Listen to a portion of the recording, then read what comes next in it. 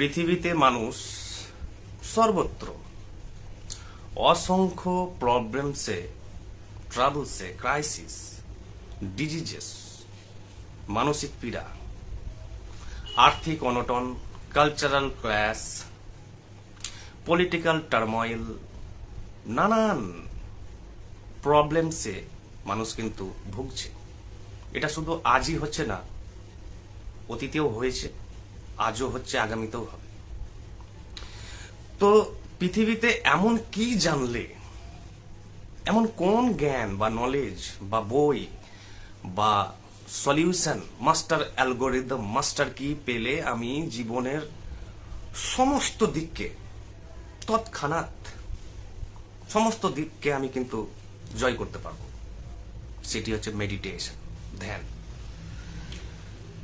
কেউ বলতে পারেন যে না, প্রচুর তো বুকস আছে, বুকস পড়ুন, আপনি কলেজ ডিগ্রি অর্জন করুন, ইউনিভার্সিটি যান, পিএইচডি করুন, কোটি কোটি গবেষণা করুন, কিন্তু আপনার জীবনে সেই বৈপ্লবিক পরিবর্তন আপনার চেতনায় আসবে না। কারণ আপনি এই ইউনিভার্সের যে মেন ফাউন্ডেশন, ভিতকে আপনি ধরতে পারবেন না। জীবনের প্রতিটি মুহূর্ত কনস্ট্যান্টলি চেঞ্জ হচ্ছে, পরিস্থিতি সর্বদা পাল্টাতেই আছে। মানুষের বিহেভিয়ার, এক্সপেকটেশন আপনার প্রতি, আপনার তাদের প্রতি সর্বদা সর্বদা সর্বদা কনস্ট্যান্ট চেঞ্জিং চেঞ্জিং চেঞ্জিং, বদলাচ্ছে। এরকম একটি ভোলাটাইল জীবনে, যেখানে সমস্ত কিছু অনিশ্চিত, আপনি কিভাবে একটি পারফেক্ট জীবন কাটাবেন? হাজার লক্ষ লক্ষ লোক কোটি কোটি বই পড়ছে, প্রচুর জ্ঞান অন্বেষণ করছে, কিন্তু কিছু হবে না। অর্থাৎ সেগুলো দিয়ে একটি সাধারণ জীবন, মোটামুটি জীবন কাটানোই যেতে পারে। কিন্তু মেডিটেশন, ধ্যান, আমি প্রথাগত ধ্যানের কথা বলছি না, যে আপনি কোনো মন্ত্র জপ করতে শুরু করলেন বা কোথাও ইউটিউব দেখে জানলেন সেই ধ্যানের কথা আমি বলছি না। আমি যে ধ্যানের কথা বলছি, সে ধ্যান আপনার জীবনের সমস্ত ডাইমেনশনকে কাঁপিয়ে দিবে, সমস্ত ডাইমেনশনকে এমন ভাবে প্রভাবিত করবে যে আপনি থাকবেন না, আপনি পুরোপুরি একজন ভিন্ন সত্তায় পরিণত হবেন। এই যে মেডিটেশন, এই মেডিটেশনের মাধ্যমে আপনার কি কি হবে জীবনে, আমি তার কয়েকটি লিস্ট এনুমারেট করছি, আমি বলছি এখানে। নাম্বার 1, আপনার অন্তরে অর্থাৎ চেতনার সূক্ষ্মতর স্তরে একটি অন্তর্দৃষ্টির জন্ম হবে, অর্থাৎ insight, which is very very penetrating, incisive and piercing, তীক্ষ্ণ এবং খুব গভীর অন্তর্দৃষ্টির জন্ম হবে ওই ইনসাইটটি।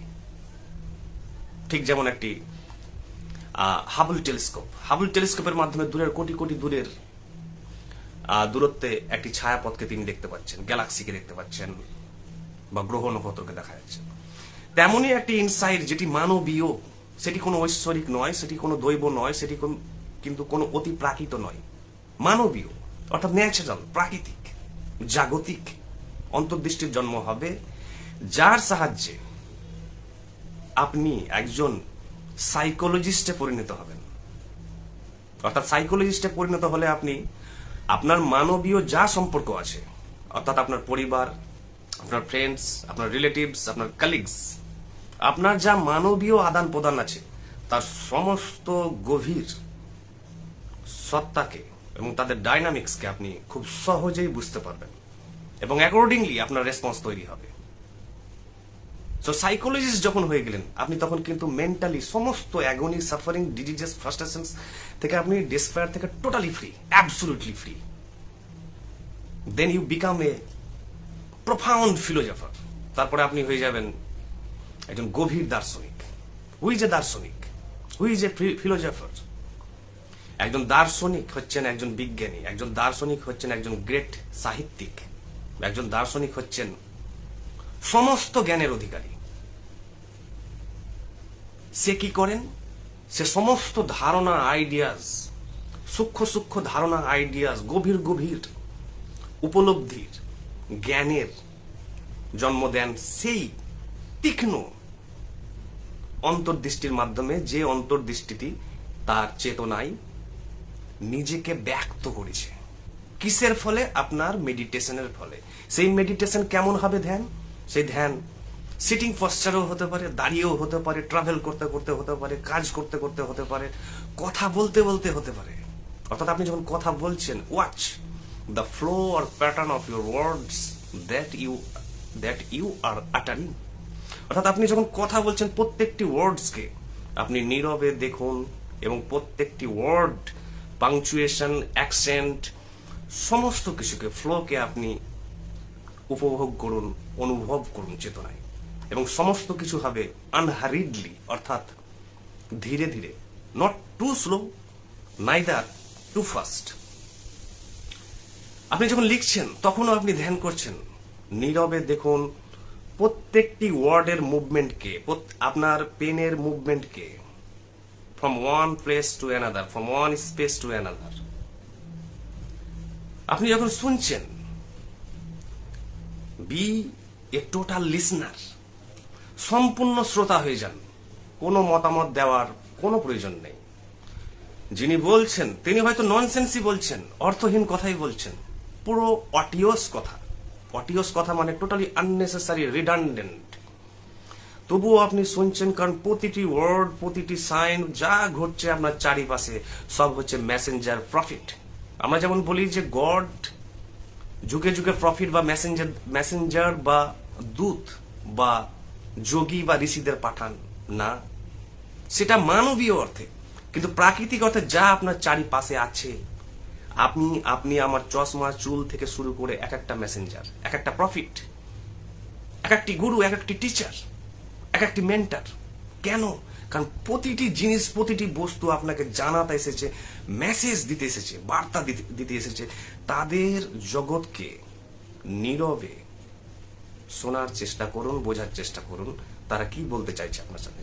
এটি তখনই আপনার সাথে সম্ভব হবে, এই নীরব বাক্যালাপ, যখন আপনার চেতনা, আপনার মন সম্পূর্ণ নীরব। আপনি ভবিষ্যৎ সম্পর্কে ভাবছেন না, আপনি অতীত নিয়েও দুশ্চিন্তা করছেন না, আপনি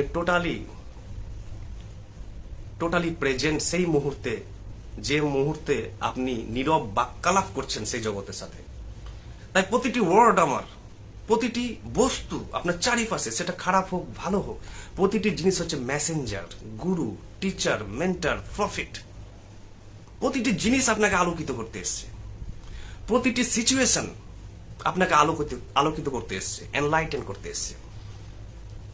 ছেলে মেয়ে, ক্রাইম, অ্যাক্টিভিটি, হংকিং, যা কিছু ঘটছে তার সম্পর্কে সম্পূর্ণ সচেতন হন নীরবে। That is the highest core of meditation. ধ্যানের সর্বোচ্চ হৃৎপিণ্ড হচ্ছে এটাই, যে আপনি ওই মুহূর্তে সেখানে টোটালি উপস্থিত আছেন। শোনার সময় টোটালি শুনছেন, দেখছেন তখন নীরবে দেখছেন, কোনো মতামত, বিচার, বিশ্লেষণ, তুলনা ছাড়াই। আপনি টোটালি হারিয়ে গেছেন, লস্ট। এবং আপনার চিন্তনও হচ্ছে না। চিন্তন মানেই অতীত, মানে ব্যাখ্যা বা বিশ্লেষণ বা মতামত বিনিময়, আপনি কিছুই দিচ্ছেন না। জাস্ট আপনি নির্বাক, নীরব দর্শক। এই জিনিসটি, এই মেন্টাল স্টেটটি, এই মানসিক অবস্থাটি যদি আপনি সর্বদা প্র্যাকটিস করতে পারবেন কোনো পরিশ্রম ছাড়াই, সংসারের প্রতিটি কাজ, টিটস বিটস থেকে, আপনজনদের বোঝানো থেকে, অপরদের বোঝানো থেকে, প্রতিটি হচ্ছে এক একটি সুযোগ আপনার কাছে। এই সুযোগ হারাবেন না। যদি আমরা এই সুযোগ ছেড়ে দিই, তাহলে আর সুযোগ পাবো না আলোকিত হওয়ার, জানার। আমি বোঝাতে আসিনি, আমি বুঝতে এসেছি, আমি জানতে এসেছি। মানুষ যা বলছে, যা কিছু বলছে তা ভুল বলছে, ভ্রম থেকে তারা প্রভাবিত হয়ে বলছে। শুনুন তাদের ভুল কথাগুলো, প্রতিক্রিয়া না করে। আপনার কোনো মতামত নেই। কেন বলছে? নিজে থেকে বলছে না, পরিস্থিতির চাপে। এই যে সূক্ষ্ম সূক্ষ্ম জগৎগুলোকে যখন আপনি আপনার নীরব চেতনায় ক্যাপচার করছেন, তখন আপনার সেই অন্তর্দৃষ্টি, যাকে বললাম ইনসাইসিভ, পেনিট্রেটিং অ্যান্ড পিয়ার্সিং ইনসাইট, তীক্ষ্ণ যে অন্তর্দৃষ্টি আপনার চেতনায় জন্ম নিচ্ছে ধীরে ধীরে, সেটিকে আস্তে আস্তে আরো গ্রো করতে দেন, স্ট্রং হতে দেন। ঠিক যেমন বৈদিক ঋষিরা বা ঔপনিষদিক ঋষিরা এত প্রোফাউন্ড কবিতা লিখলো কি করে? বেদের যে কবিতা লাইন লিখলো কি করে?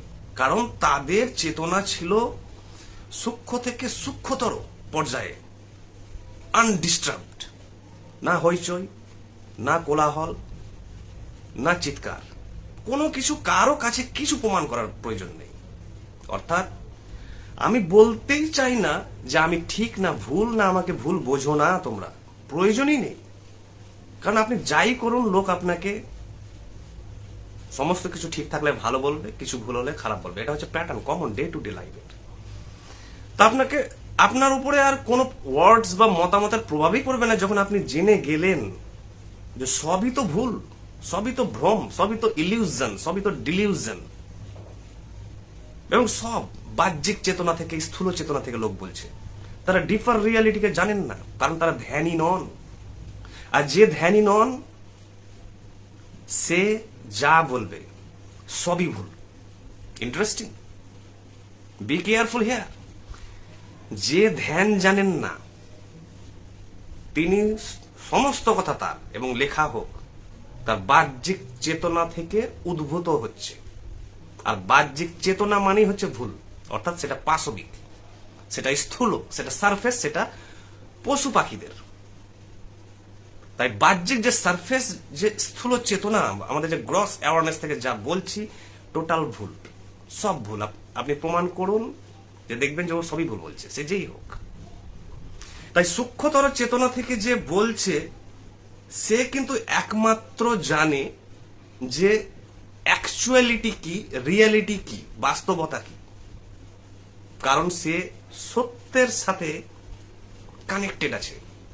কিসের কারণে? সেই অন্তর্দৃষ্টির কারণে, সেই তীক্ষ্ণ অন্তর্দৃষ্টি, যে অন্তর্দৃষ্টি ধ্যানে জন্মগ্রহণ করেছে আপনার চেতনার একটি সূক্ষ্মতর স্তরে। সেই ইনসাইট একটি পাওয়ারফুল টেলিস্কোপের মতো দেখতে আপনাকে সাহায্য করবে, বুঝতে আপনাকে সাহায্য করবে সমস্ত কিছুর গভীর রহস্যকে। তাই আপনি হয়ে যাবেন তখন একজন সাইকোলজিস্ট এবং ফিলোজফার। সাইকোলজি এবং ফিলোজফি ছাড়া এই জীবনে যা কিছু জ্ঞান আছে তাই হচ্ছে বাহ্যিক।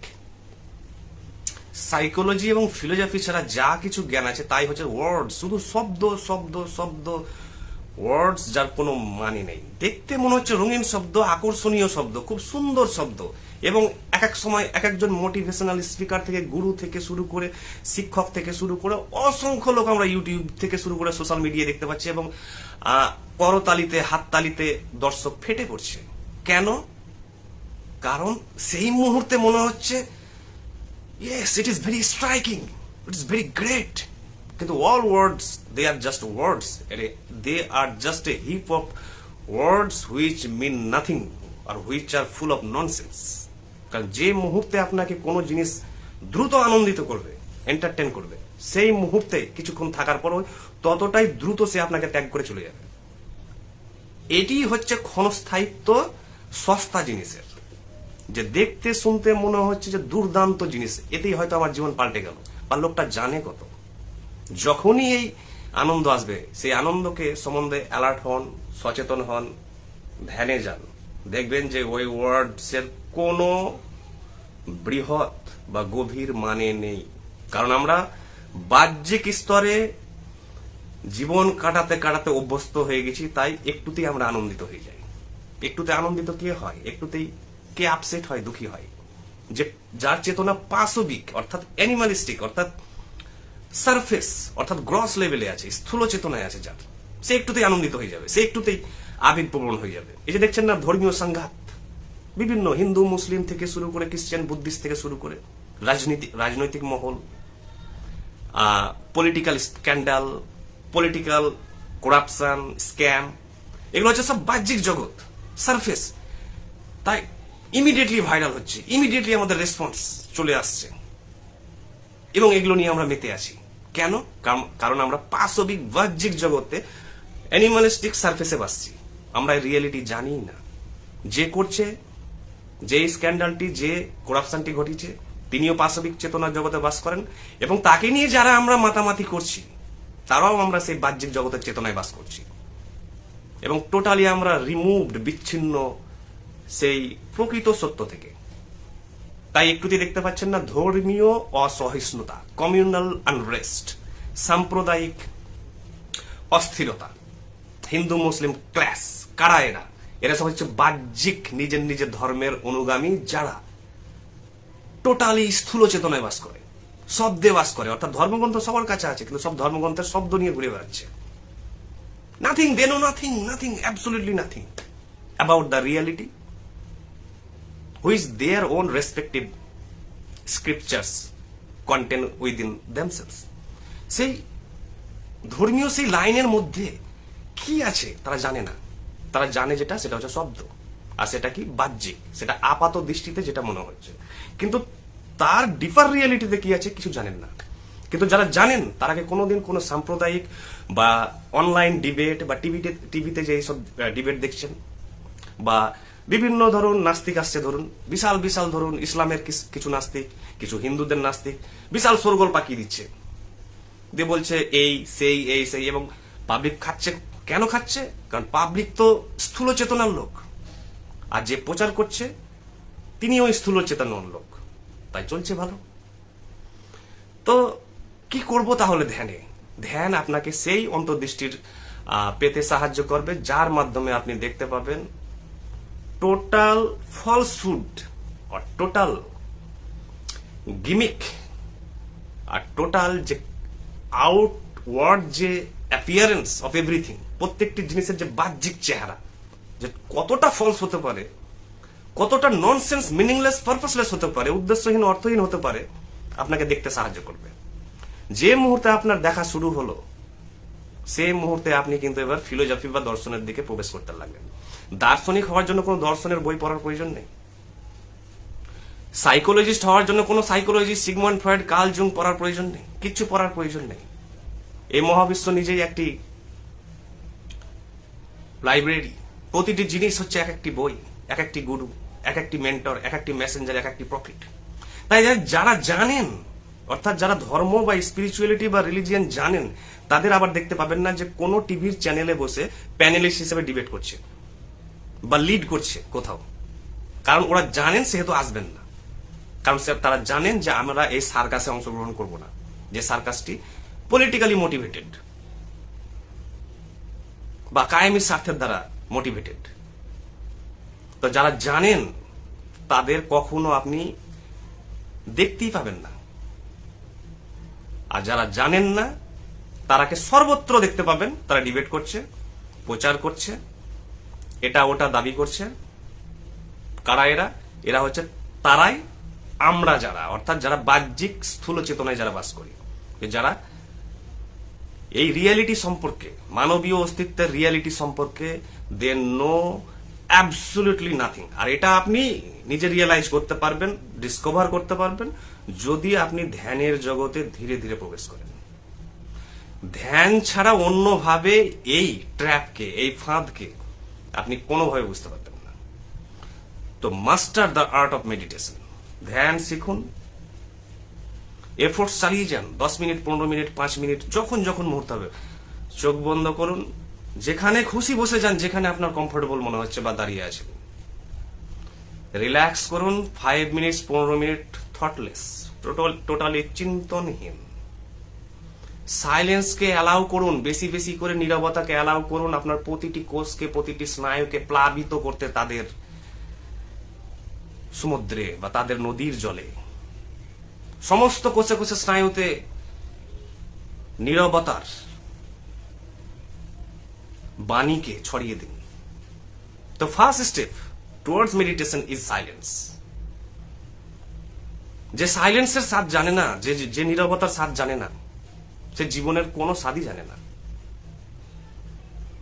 সো মেডিটেশন ছাড়া আপনি কোটি কোটি বই পড়ুন, আপনি কোটি কোটি লোকের সঙ্গে আলোচনা করুন, কোটি কোটি পেপার পড়ুন, নিউজ পেপার পড়ুন, বড় বড় রাজনৈতিক থেকে ধর্মীয় নেতৃত্বদের এবং গুরুদের যত স্পিচ শুনুন, আপনি কিছুই কাজে দিবে না। সাময়িক সব আসবে, একটু করে আনন্দ দিবে, তারপর আপনাকে আবার ত্যাগ করে দিয়ে সেগুলো হাওয়া হয়ে যাবে। পার্মানেন্টলি যদি আপনার মধ্যে কোনো কিছু জন্ম দিতে পারে, সেটা হচ্ছে মেডিটেশন, আর যেটি আপনার নিজস্ব জার্নি। আপনাকে এটা শিখতে হবে। তাছাড়া আপনি যা করবেন, যা অ্যাক্টিভিটি করবেন, তাই জেনে রাখবেন যে আপনি স্থূল চেতনায় আছেন, বাহ্যিক চেতনায় আছেন, পাশবিক চেতনায় আছেন। সেহেতু আপনার প্রতিটি মুহূর্ত কাটবে অনিশ্চয়তায়, ভয়ে, অ্যাংজাইটি, কি হবে কি হবে কি হবে কি হবে, সর্বদা ভয়। আর এখান থেকে বাঁচার উপায় একটি, মেডিটেশন। আর সমস্ত সমাজের যত হিপোক্রিসি আছে, ভণ্ডামি থেকে শুরু করে যত মিথ্যাচার আছে, সমস্ত কিছুকে যদি জানতে চান, বুঝতে চান যে সবকিছু ফলস কি করে, সবকিছু রং কি করে, একটি প্ল্যাটফর্ম, সেটি হচ্ছে সেই নীরবতা, মনন ও ধ্যান। তাছাড়া ইম্পসিবল। Thank you.